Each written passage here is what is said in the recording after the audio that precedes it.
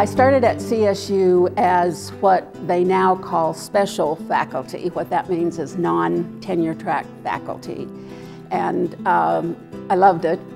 And one day the department chair came to me and said, you know, if you would get a PhD because your law degree won't count, we could put you on tenure track and we'd like you to stay. So for 3 rather challenging years, I taught full-time at CSU and drove back and forth to DU and did my PhD, and I taught for DU because I couldn't afford the tuition.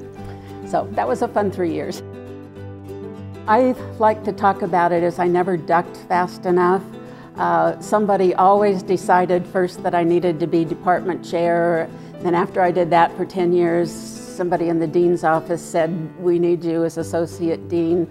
And then a dean left after only 2 years, and Tony Frank, who you don't say no to because you like him so much, said, would you be interim dean? And then that was a sneaky way that 11 years later I retired as dean.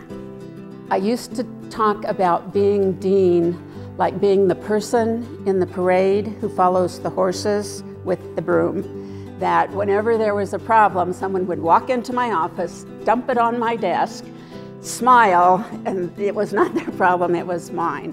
And so you just eventually learn not to get upset about that, just find a way to fix it, and you did that by having a great network throughout campus. I like to think that some of the people that we hired during the 11 years that I was dean, and some of the people that we retained when other schools tried to steal them, it's just fun to see what they're accomplishing these days. A lot of the good things that happen are a function of the good people that are on the staff and are on the faculty and accomplish great things. And I learned early on in leadership that if you make it possible for things to happen and then get out of their way, that's when things happen. I knew that I couldn't go from that much activity to just nothing.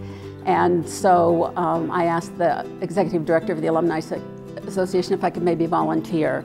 And it was an amazing time for that, because at that moment they were housed in this little brick house on the corner of College and Pitkin, and nobody ever walked into it. I had this notion that I was going to see alums all the time and it would be delightful. But they were building the new stadium, and they put the new Alumni Association in the new stadium, so I got to help plan. I still, to this day, they have a lot of what they call electric touch screens, and so I get to tell the story of CSU and the alums through photos and short captions on those touch screens, and do some other writing for them, and it's been the best gig ever.